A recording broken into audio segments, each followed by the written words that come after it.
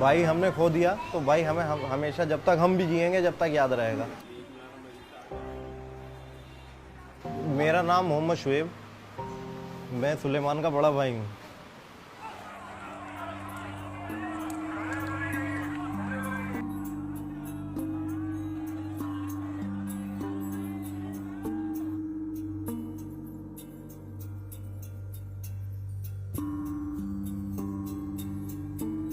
बीस दिसंबर 2019 को मेरा भाई जुमे के दिन नमाज पढ़ के जब वो मस्जिद से निकला, कुछ पुलिस वालों ने उसको उठा लिया और वो उठा करके यहाँ घास मंडी पड़ती है, वहाँ से लगभग मस्जिद से उसका डिस्टेंस 100 मीटर का है, वहाँ ले जा करके उसको गोली मार दी।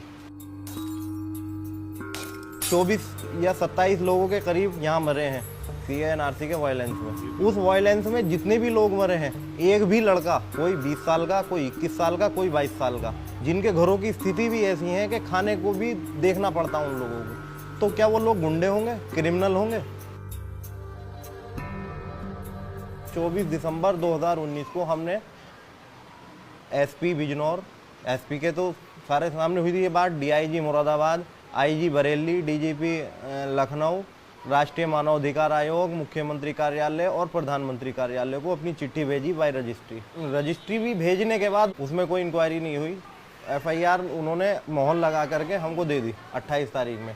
उसमें ये बता दिया गया कि इसमें हमने तुम्हारी FIR दर्ज कर ली है और उसको एक 444 जो मुकदमा नंबर है ना यहाँ नेटवर्क में, जो भी CANRC का जो मामला बना था, तो उसमें सम्मिलित कर दिया गया। वो कहानी वहाँ ख़त्म कर दी। अब SIT ने जो रिपोर्ट जारी करी उसमें हमारे भाई को दंगाई दिखाया गया, जबकि कोई एविडेंस ऐसा नहीं है जिसमें मेरा भाई दंगाई हो।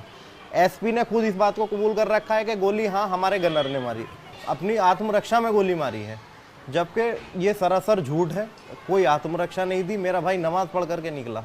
नमाज पढ़ने वाले का क्या उसके पास कोई हथियार होगा?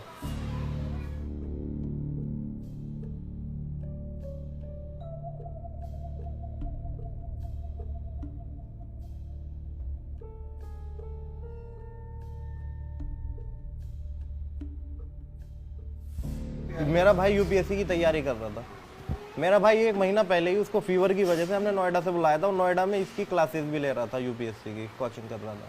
ये उसका टाइम टेबल है, ये सब उसके डॉक्यूमेंट्स हैं, नर्सरी क्लास से LKG UKG जितने भी हैं सारे डॉक्यूमेंट्स ग्रेजुएशन तक के सब इस फाइल में मौजूद हैं। उसका इरादा यही था कि UPSC क्लियर करके DM रैंक में जाना चाहता था वो, सिविल सर्विसेज में, वो भी टॉप क्लास में। मेरे वालिद 2 साल पहले का फोटो देख लो, मेरे वालिद का 2 साल पहले कैसे थे अब कैसे हैं, समझे? कारोबार से भी हम लोग बहुत तोड़ा गया हमको, क्योंकि हम उस दिन से बहुत परेशान, मतलब उस कंडीशन में आ गए कि आदमी सोच भी नहीं सकता। दूसरे दर्जे के शहरी अब हमें फील होने लगा। देखिए मैं अपनी बात बता रहा हूँ कि मैं 20 दिसंबर 2019 से ही मैं भाग रहा हूँ। मैंने कोई जगह ऐसी नहीं छोड़ रखी जहाँ मेरी FIR ना हो, जहाँ मेरी रजिस्ट्री ना हो। मैंने हाई कोर्ट में भी अपनी रिट लगा रखी है कि वहाँ भी अभी फिजिकली हियरिंग 3 बार बहस हो गई, अभी तक वहाँ से भी कोई ऑर्डर नहीं है। पूरा जान का खतरा बना हुआ है। हमें जो है इस तरह के थ्रेट आ रहे हैं, या तो आप ये मुकदमा वापस ले लो, कॉम्प्रोमाइज़ कर लो बैठ करके, वरना तो तुम अंजाम भुगतने के लिए तैयार रहो। तारीख पे तारीख लगे जा रही है, अभी कोई ऐसा मतलब रिजल्ट हमारे सामने आ नहीं रहा, मगर न्यायालय पे हमें पूरा भरोसा है। इंशाल्लाह अल्लाह ने चाहा तो इंसाफ पूरा मिलेगा। ना तो मेरे परिवार का कोई पॉलिटिकल बैकग्राउंड है, ना कोई बात है, हमें तो पता भी नहीं था कि SP कौन है। हम अपने करने खाने में मस्त हैं। हमारी ज़्यादा दुश्मनी क्या होगी, सिर्फ इतना कि वो मुसलमान था।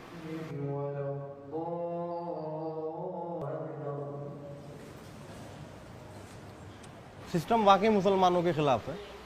प्रशासन अपनी पूरी मुखालफत निकालता है मुसलमानों के खिलाफ। अभी 2 पार्टियों में झगड़ा है, हो जाता एक तरफ जाकर के कोई दूसरी पार्टी बैठ गई, एक तरफ मुसलमान बैठ गया, मुसलमान को छोड़ा नहीं जाएगा, उसको छोड़ दिया जाएगा, तो एक तरफा कार्रवाई होती है, जो लोकतंत्र की हत्या है। पूरी यूपी में कहीं भी देख ले मुसलमान। योगी की सरकार कभी मुसलमानों के लिए बेहतर होगी ही नहीं, क्योंकि योगी का खुद का एजेंडा यही है, मुसलमानों के खिलाफ ही सारी बात करता है। आप चाहे TV डिबेट्स पे देख लें, आप किसी स्टेटमेंट में देख लें, समझे? सबका साथ, सबका विकास, सबकी सुरक्षा की बात करते हैं। तो कहाँ है सुरक्षा? समाजवादी का भी आप देख लो, समाजवादी को वोट तो देता है मुसलमान, मगर समाजवादी से कोई ऐसा बुनियादी फायदा मुसलमान को नहीं है। मुसलमान गरीब है, पहुंच तो है ही नहीं उसकी, कहाँ जाएगा? और मुसलमान तो खुद टारगेट है।